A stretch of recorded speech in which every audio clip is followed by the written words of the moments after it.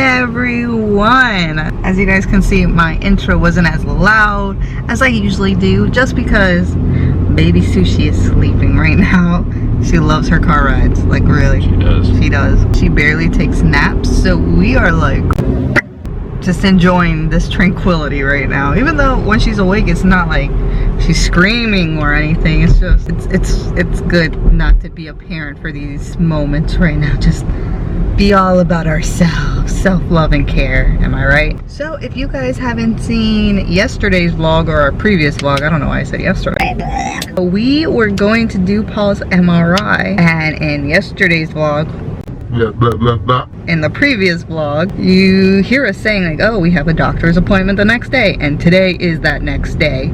We are on our way right now to the GI. Paul has been doing multiple tests, and now we're gonna get a couple results. One of the biggest ones is his Prometheus test.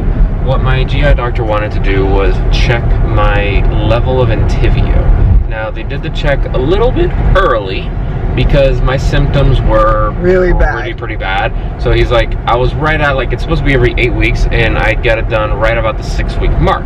So he's like, let's just check it here and kind of have a baseline, because if at the 6-week mark it's low, we already know. We don't have to wait till the 8-week mark.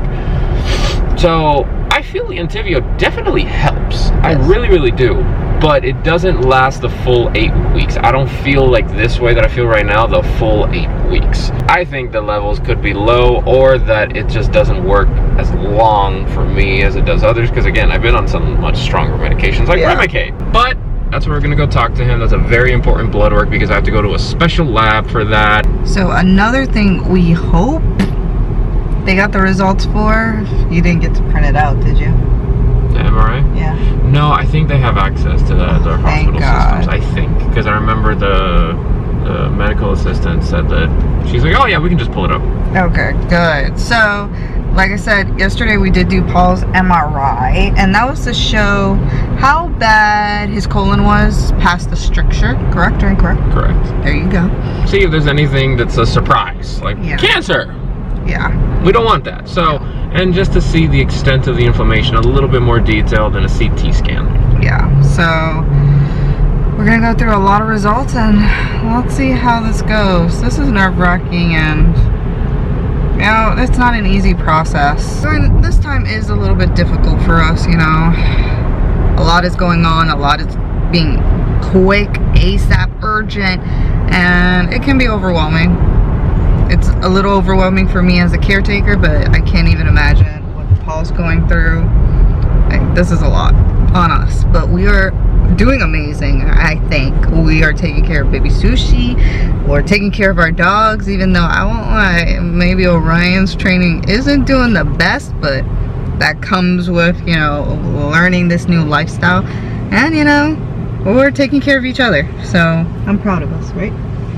What are you doing? Oh, he's looking at a car. Shut up. It's a nice Land Rover Defender, don't judge me. If you guys don't know, I hate when Paul does that. We're like in the middle of recording or having a serious conversation of some sort.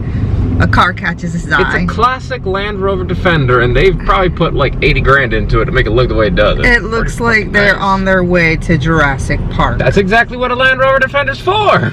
So guys, we are on our way right now to the doctor's appointment. Let us go do this.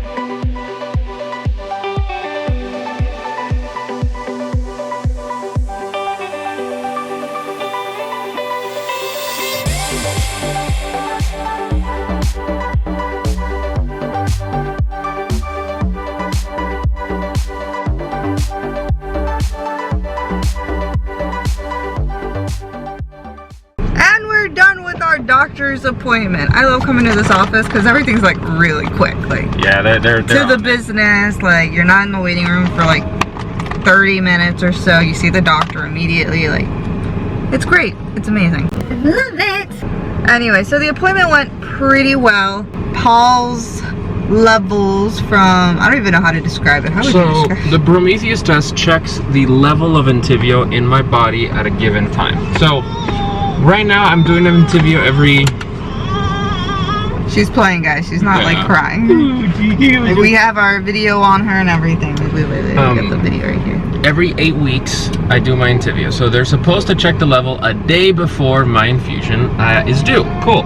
Since I was in so much pain and having so many symptoms, the doctor's like, just go do it right now. It was roughly the 6-week mark. Yeah. So my levels were at 8.2. The numerical value that I should be at is 15.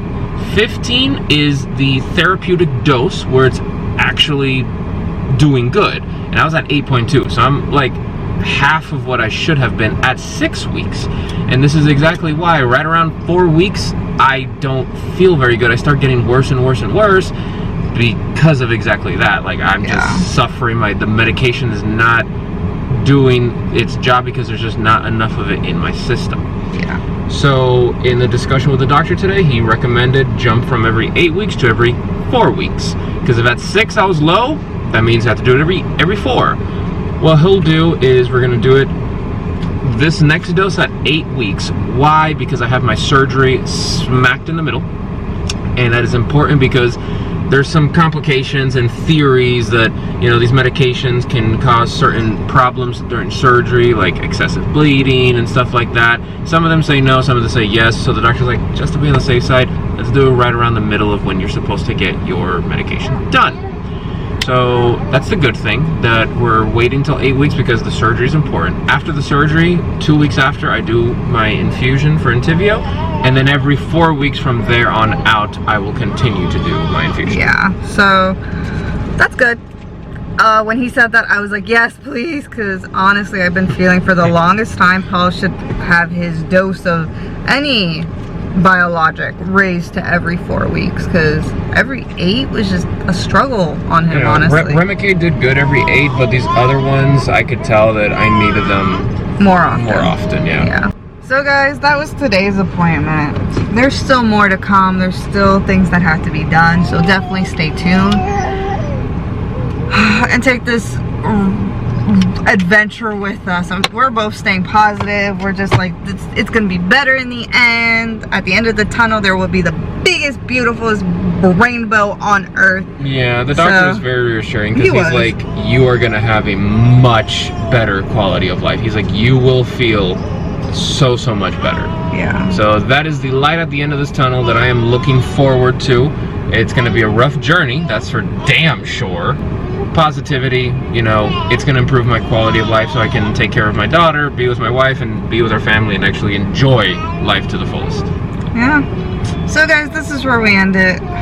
Me and Paul still have a lot to talk about. You know, when we come out of these appointments, it is hard emotionally and mentally, and then we need to gather a game plan and be like, what are we comfortable with? How are we going to prep? What is going to be our plan for the long run, things like that. So we still have a lot to do and a lot to prepare for the surgery, so stay tuned for that, guys. Sushi has to talk to us, you know, we need to engage with her and create a conversation apparently. So guys, for now, adieu and goodbye.